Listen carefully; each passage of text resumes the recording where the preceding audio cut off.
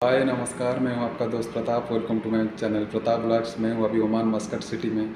मैं अभी काम करता हूं सुहार पोर्ट में, ओमान मिथनल में मैं काम करता हूं, ऑयल रिफाइनरी में।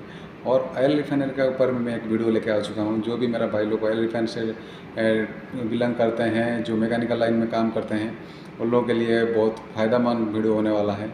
और जो भी आप इंटरव्यू देने के लिए जाते हैं, कोई आउट ऑफ कंट्री के लिए ऑयल रिफाइनरी के लिए, नहीं तो इंडियन भी कोई ऑयल रिफाइनरी के लिए आप इंटरव्यू के लिए जाते हैं, तो जो भी इम्पोर्टेंट क्वेश्चन पूछता है, मैं उसका बारे में एक वीडियो लेके आया हूँ। आप एंड तक देखिए। जो मेरा चैनल में नया है, प्लीज़ लाइक कीजिए, शेयर कीजिए और दोस्त लोगों के साथ शेयर सब्सक्राइब। दोस्तों, हम लोग चलते हैं टॉपिक का ऊपर में। पहला क्वेश्चन है, what is the least count of a micrometer. Micrometer का लिस्ट काउंट कितना है, हम लोग उसका बारे में आंसर जानते हैं। माइक्रोमीटर का लिस्ट काउंट है 0.01 mm। इंच का हिसाब 0.001 इंच। सेकंड क्वेश्चन में चलते हैं, how many types of micrometer. Micrometer कितना टाइप का होता है और उसका आंसर जानते हैं। 3 टाइप का माइक्रोमीटर होता है। एक इनसाइड माइक्रोमीटर होता है, एक आउटसाइड माइक्रोमीटर होता है और एक डेप्थ माइक्रोमीटर होता है। तीसरा क्वेश्चन में चलते हैं, what is the least count of a vernier caliper. Vernier caliper का लिस्ट काउंट कितना होता है, हम लोग उसका बारे में जानते हैं। वर्नियर कैलिपर का लिस्ट काउंट होता है 0.02 mm। में बोलेगा तो 0.02 mm होता है। नेक्स्ट क्वेश्चन में चलते हैं, how many types of vernier caliper. Vernier caliper कितना टाइप का होता है, उसका बारे में हम लोग जानते हैं। हम लोग वर्नियर कैलिपर 2 टाइप का होता है, एक वर्नियर कैलिपर होता है और डेप्थ वर्नियर कैलिपर होता है। वर्नियर कैलिपर 2 टाइप का होता है। और नेक्स्ट क्वेश्चन में चलता है, 1 इंच ज़्यादातर पूछा जाता है, 1 इंच कितना mm में होता है। हम लोग 1 इंच कितना mm में होता है, हम लोग उसका आंसर भी जानते हैं। हम 1 inch is equal to 25.4 mm होता है। आप कहीं पे भी पूछेगा तो 25.4 mm में ही बताइए। नेक्स्ट क्वेश्चन में चलते हैं, व्हाट इज अलाइनमेंट। अलाइनमेंट क्या है। हम लोग जो अलाइनमेंट करते हैं, पंप, मोटर टरबाइन अलाइनमेंट करते हैं, वो एक्चुअली अलाइनमेंट क्या है। ए लाइन इज अलाइनमेंट। एक लाइन में लाने के लिए, मोटर और कोई भी चीज़ को एक लाइन में लाने के लिए, हम लोग उसको एक लाइन में एक्स एक्सिस और वाई एक्सिस को लाइन में लाने के लिए जो ये करते हैं, उसको अलाइनमेंट बोलते हैं। नेक्स्ट क्वेश्चन में चलते हैं, टाइप्स ऑफ अलाइनमेंट। कितना टाइप का अलाइनमेंट होता है। जो भी हम लोग मोटर और इसका अलाइनमेंट करते हो, कितना टाइप का होता है। देखिए दोस्त, उसका आंसर भी आ गया। फेस एंड रिम अलाइनमेंट है, रिवर्स अलाइनमेंट है और लेजर अलाइनमेंट है। 3 टाइप का अलाइनमेंट होता है।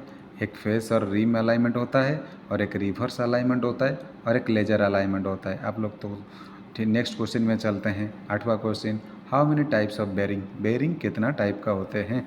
हम लोग तो इंडस्ट्रियल एरिया में बहुत टाइप का बेरिंग करते हैं, पर कितना टाइप का होते हैं हम लोग आगे जानते हैं। बेरिंग 2 टाइप का होता है, एक फ्रिक्शन बेरिंग, एक anti friction bearing. Anti friction bearing बहुत कम यूज करते हैं हम लोग इंडस्ट्रियल एरिया में, और जो फ्रिक्शन बेरिंग है बहुत ज़्यादा यूज होता है इंडस्ट्रियल एरिया में। बहुत बड़ा बड़ा पंप से लेके, मोटर से लेके, बहुत सारा चीज़ में फ्रिक्शन। दोस्तों, नेक्स्ट क्वेश्चन में चलते हैं, what is the main reason vibration in pump. Pump में वाइब्रेशन के क्या कारण होते हैं, उसके बारे में भी जान लेते हैं। क्यों हम लोग का तो ज़्यादातर वाइब्रेशन नापने के लिए मशीन आता है, उसका आंसर जान लेते हैं। एक है, पंप मिसअलाइनमेंट होता है तो भी वाइब्रेशन आता है। शाफ्ट बेंड होता है तो भी वाइब्रेशन आता है। अनबैलेंसिंग इम्पलर होगा तो भी वाइब्रेशन होता है। और बेरिंग का कुछ इशू होता है तो बेरिंग का क्लियरेंस बढ़ जाए तो भी वाइब्रेशन आते हैं। चलते हैं, 10वां क्वेश्चन है, what is the function of bearing. Bearing का क्या फंक्शन है, बेरिंग क्यों हम लोग लगाते हैं, उसका बारे में जान लेते हैं आंसर। रिड्यूसिंग रोटेशन, फ्रिक्शन और हैंडलिंग स्ट्रेस एक्सेल और रेडियल लोड। रेडियल लोड को कम करने के लिए और जो रोटेशन का फ्रिक्शन होता है, वो फ्रिक्शन को कम करने के लिए हम लोग बेरिंग यूज करते हैं। और बेरिंग यूज करने से बहुत पंप अच्छा चलता है। चलते हैं next question, what is the normal operating temperature of a bearing. ये तो थोड़ा डिफिकल्ट सा क्वेश्चन है। टेम्परेचर नाप कितना तक जा सकता है। देखिए आंसर आ गया, 40 से 80 डिग्री तक सेल्सियस तक हम लोग ले सकते हैं, पर ऐसा कोई ज़रूरी नहीं है। उससे भी कहीं कहीं कोई जगह में और ज़्यादा भी होता है, उसको सिचुएशन का हिसाब से हम लोग मैनेज करते हैं। चलते हैं नेक्स्ट क्वेश्चन में, how many types of pump. Pump कितना टाइप का है हम लोग जान लेते हैं। हम लोग को पंप का बारे में तो बहुत काम किए हैं, उसका जान लेते हैं उसका कितना टाइप का होता है। देखिए 3 टाइप्स ऑफ पंप, एक है सेंट्रीफ्यूगल पंप, एक है रेसिप्रोकेटिंग पंप, एक है रोटरी पंप। उसका बारे में अच्छे से विस्तार से हम लोग जान लेते हैं। क्या है सेंट्रीफ्यूगल और रेसिप्रोकेटिंग और रोटेटिंग, आपको जानना है तो मेरे को कमेंट सेक्शन में बताइए। उसके लिए एक वीडियो में सेपरेट वीडियो लेके आऊँगा। चलते हैं नेक्स्ट क्वेश्चन में। What is impeller? इम्पेलर क्या है? इम्पेलर हम लोग ज़्यादातर यूज़ करते हैं, पंप में रहता है, और किस किस में रहते हैं हम लोग आंसर भी जान लेते हैं। Impeller is a part of pump और कंप्रेसर। कंप्रेसर का एक पार्ट है और पंप का भी एक पार्ट है इम्पेलर। इम्पेलर इम्पेलर बहुत इंपॉर्टेंट चीज़ है। How many types of impeller? Impeller कितना टाइप का है? इम्पेलर कितना टाइप का प्रकार का है वो भी हम लोग जान लेते हैं अच्छे से। देखिए नेक्स्ट आंसर में चलते हैं। 3 टाइप ऑफ इम्पेलर, एक क्लोज इम्पेलर है, एक सेमी क्लोज इम्पेलर है, और एक ओपन इम्पेलर है। ओपन इम्पेलर क्या होता है, सेमी ओपन क्या होता है, और क्लोज्ड इम्पेलर क्या होता है, उसका बारे में भी मैं आगे आगे बताऊंगा आपको, और उसका पिक्चर दिखा के भी मैं आपको अच्छे से समझाने के लिए कोशिश करूँगा आपको। देखिए ये तो फास्ट आपको दिखेगा। देखिए ये है ओपन, फास्ट जो है वो ओपन इम्पेलर है, उसका बाद में सेमी ओपन इम्पेलर है, और उसका बाद में क्लोज्ड इम्पेलर है। क्लोज्ड इम्पेलर दोनों साइड क्लोज रहता है, और सेमी ओपन जो है वो पीछे वाला क्लोज रहता है और आगे वाला ओपन रहता है। और जो ओपन इम्पेलर होता है वो दोनों साइड में कुछ कवर करने के लिए नहीं होता है, वो ओपन फैन का तरह होता है, वो ओपन में ही रहता है।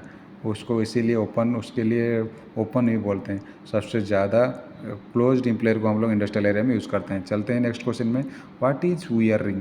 वियर रिंग के बारे में हम लोग तो बहुत मालूम है, हम लोग फिर भी बता देते हैं। What is wear ring? Wear ring क्या होता है हम लोग उसका बारे में भी जान लेते हैं। Wearing is a part of pump. Wearing ये पंप का पार्ट है जो हम लोग कहीं चेंज करते भी हैं बहुत इंडस्ट्रियल एरिया में। चलते हैं नेक्स्ट क्वेश्चन में। Wearing is a part of pump. देखिए हम लोग पिक्चर में दिखाने के लिए कोशिश कर रहे हैं। वो ये वो इम्पेलर है, इम्पेलर का ऊपर वेयरिंग लगा हुआ है। ये भी एक वेयरिंग है, वो वेयरिंग है, ये है ब्रास का वेयरिंग है। हम लोग आपको दिखाने के लिए कोशिश कर रहे हैं। पंप में भी दिखाते चलेंगे। देखिए एक पंप में एक वियरिंग होता है स्टेशनरी में, और एक रोटरी में वियरिंग होता है। मैं आपको पिक्चर का माध्यम से मैं आपको दिखाने के लिए अच्छे से समझाने के लिए कोशिश करता हूँ, आप समझ पा रहे होंगे। एक पंप में रहता है, एक स्टेशनरी में, एक रोटरी में रहता है। चलते हैं नेक्स्ट क्वेश्चन में। Where is fix wear ring in a pump? Wear ring किधर में फिक्स करते हैं, पंप में कौन सा जगह फिक्स करते हैं? आंसर है इम्पेलर एंड केसिंग, दोनों जगह में फिक्सिंग करते हैं। एक इम्पेलर में भी फिक्स होता है, एक केसिंग से साइड में फिक्सिंग होता है। उसका भी हम लोग ड्राइंग में देखते चलेंगे, किसका केसिंग में फिक्सिंग होता है, किसका इम्पेलर में फिक्सिंग होता है। हम लोग जो इम्पेलर में फिक्सिंग होता है उसको रोटेटिंग वेयरिंग बोलते हैं, और जो स्टेशनरी वेयरिंग बोलते हैं वो बॉडी में फिटिंग होता है, उसी को स्टेशनरी बोलते हैं। जो पंप का बॉडी में फिटिंग होता है उसको स्टेशनरी बोलते हैं, और जो इम्पेलर में फिटिंग होता है, रोटेटिंग पार्ट में फिटिंग होता है, उसको रोटेटिंग वेयरिंग बोलते हैं। चलते हैं नेक्स्ट क्वेश्चन में। नेक्स्ट क्वेश्चन है types of miss alignment. Miss alignment जो होता है वो कितना टाइप का होता है और क्या क्या होता है, उसका बारे में भी अच्छे से नॉलेज ले लेते हैं। चलते हैं आंसर का तरफ। आंसर है एंगुलर मिस अलाइनमेंट, 2 में है पैरेलल मिस अलाइनमेंट, 3 नंबर में है एक्सियल मिस अलाइनमेंट। ये तीनों क्या होता है उसका बारे में मैं ड्राइंग देख के आपको समझाने के लिए कोशिश करूँगा, तो आप अच्छे से समझ पाएंगे। क्योंकि अलाइनमेंट तो हम लोग मालूम है, मिस अलाइनमेंट के बारे में बहुत कम नॉलेज है। देखिए फर्स्ट जो है वो एक्सियल मिस अलाइनमेंट है, जिसको हम लोग बताते हैं एक्सियल मिस अलाइनमेंट है। तो जो सेकेंड नंबर पे है वो रेडियल मिस अलाइनमेंट है, और जो थर्ड नंबर पे है वो एंगुलर मिसअलाइनमेंट है। हम लोग फर्स्ट से अच्छे से और एक बार देख लेते हैं। ये फर्स्ट जो है वो है एक्सेल अलाइनमेंट है, अभी जो सेकंड में है बीच में है वो रेडियल मिसअलाइनमेंट है। रेडियल मिसअलाइनमेंट है, कैसे पता चलेगा? अप एंड डाउन वर्टिकली हो रहेगा तो रहता। लास्ट में होता है एंगुलर मिसअलाइनमेंट, एंगल होता है जब बोथ कपलिन का बीच में एंगल क्रिएट होता है, उसको हम लोग एंगुलर मिसअलाइनमेंट बोलते हैं। और जो एक्सियल फ्लो में जो थोड़ा सा चलते हैं नेक्स्ट क्वेश्चन में। 18 नंबर का क्वेश्चन है pump alignment tolerance how much? Pump यानी पंप अलाइनमेंट टॉलरेंस कितना होते हैं? चलते हैं आंसर का तरफ। Normally pump alignment tolerance 0.05 mm होता है। 0.05 mm, 0.5 mm कभी भी मत बताइएगा। जब भी आपको कोई भी इंटरव्यू हो रहा है आप 0.05 mm ही बताइए। चलते हैं नेक्स्ट क्वेश्चन में। What is the thrust bearing, why we use it? Thrust bearing क्या है, हम लोग उसको क्यों यूज़ करते हैं? उसका बारे में भी अच्छे से नॉलेज ले लेते हैं। ये सब जितना भी क्वेश्चन पूछते हैं सब इंपॉर्टेंट क्वेश्चन है, आप स्किप करके मत जाइए। देखिए आंसर मिल गया हमको। Thrust bearing is a bearing which use to control axial thrust. जो भी इक्विपमेंट में हम लोग एक्सेल थ्रस्ट पैदा होता है उसको हम लोग को इसीलिए बेरिंग लगाते हैं कि एक्सेल थ्रस्ट को कम कर सकते हैं। तो उसको पिक्चर के माध्यम से हम लोग समझाने की कोशिश कर रहे हैं। देखिए जो सेंटर में शाफ्ट जाने का साइड में लगाया हुआ है वो है थ्रस्ट बेरिंग है।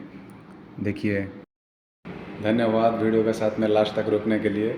और ऐसा अच्छा टॉपिक के ऊपर मैं वीडियो लाता रहूँगा। मैकेनिकल का फील्ड के बारे में कोई भी नया टॉपिक के बारे में वीडियो लाता रहूँगा। ऐसा ही मेरा वीडियो को देखते रहिए। और वीडियो भी थोड़ा सा भी इंपॉर्टेंट लगा तो प्लीज़ मेरे चैनल को लाइक कीजिए, दोस्त लोगों के साथ शेयर कीजिए और सब्सक्राइब करना ना भूलें। ज़रूर सब्सक्राइब करके जाइए। और कुछ क्वेश्चन है तो आपका मन में तो आप मेरे को कमेंट सेक्शन में बता सकते हैं। मैं आपको उधर में जाके आंसर देने के लिए कोशिश करूँगा। और कोई टॉपिक में आपको ऊपर वीडियो बनाने के लिए आप चाहेंगे तो मेरे को कमेंट सेक्शन में बता सकते हैं। मैं आपके लिए वो वीडियो ज़रूर बना के लेके आऊँगा। धन्यवाद। जय जगन्नाथ। शब्बा खैर। सलाम।